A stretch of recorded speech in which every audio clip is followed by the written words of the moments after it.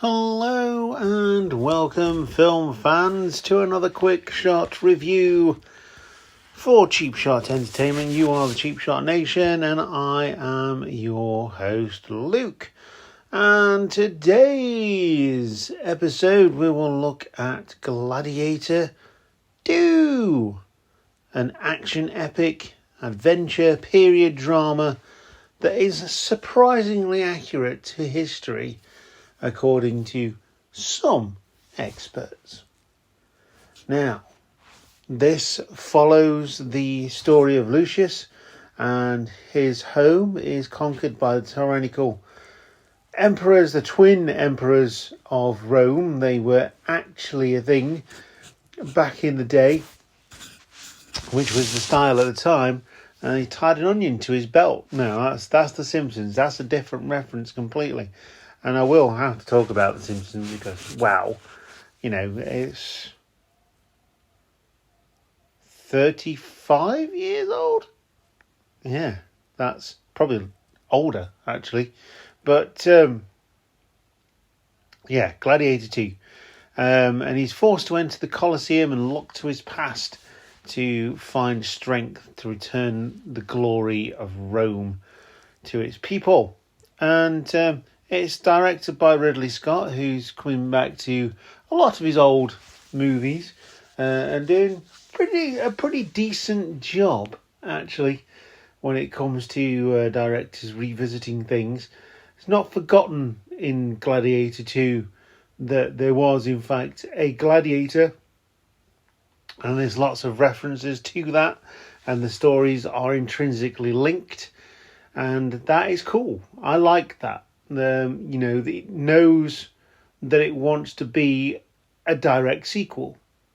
There's too many films now that are like sequels but remakes, that they are requels, I think they call them, because everything has to have a name these days. And yeah, they just don't hit the mark. It's a different director, it's a different, kind of the same story, just the same name. And yeah, there's so many of them that haven't hit the mark. It's unbelievable.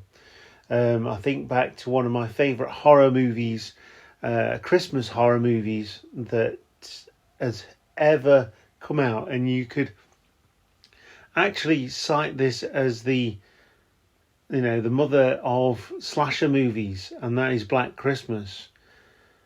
It's had 2 requels. One that actually wasn't too bad in 2006, and it was a sign of the times, but it wasn't as good as the original, but it was certainly pretty enjoyable in terms of slashers in 2006. And then you go to 2019, another requel of the same name that was so unbelievably woke. It was unbelievable, but it was also absolutely dire. It wouldn't be so bad if the film was good, but luckily Gladiator, and this is to get to my point, Gladiator 2 is actually really good. I was on the edge of my seat. I wanted Lucius to win. I wanted the general, who was played by Pedro Pascal, to join forces with Lucius and, fight the tyrannical twin emperors that are ruling Rome and just causing everyone to have a really bad time, which is not cool, man. But Paul Mescal plays Lucius really, really well, actually. Denzel Washington plays Macrinius, a guy who rose to power from humble beginnings, very humble beginnings, possibly slavery beginnings. And he managed to get himself into a position of power over the Colosseum and the gladiators. And that is actually historically correct for the most part. And, if you know your history, you know roughly how this one goes. But Denzel chews the scenery. He's really good. He's deliciously evil, which is exactly what you want.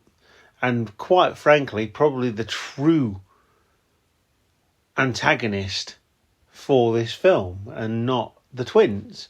There's some very violent scenes, so it is a 15, but I would advise that parents watch this with their 15-year-olds, because there is, it's subjected to all sorts on the internet. That's not an excuse, but watch this one with your 15-year-olds if you're going to let them watch it, because there is some quite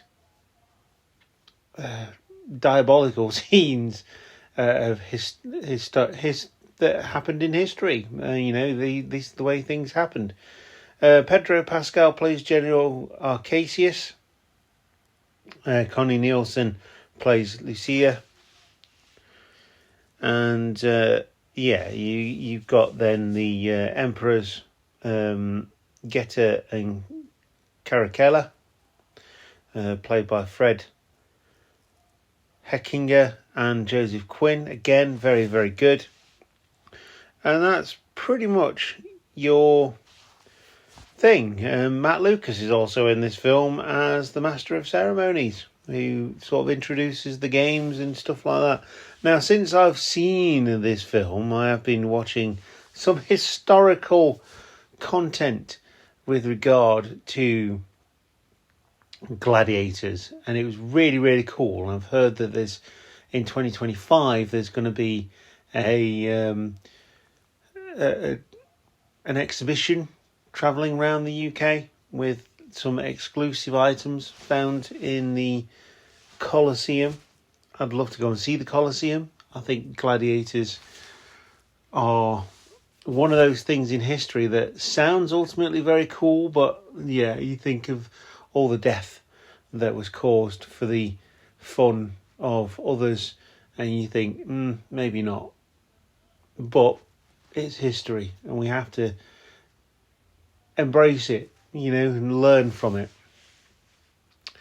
But Gladiator 2, is it good? From my point of view, absolutely yes. It is really entertaining. It's pretty accurate from what I hear.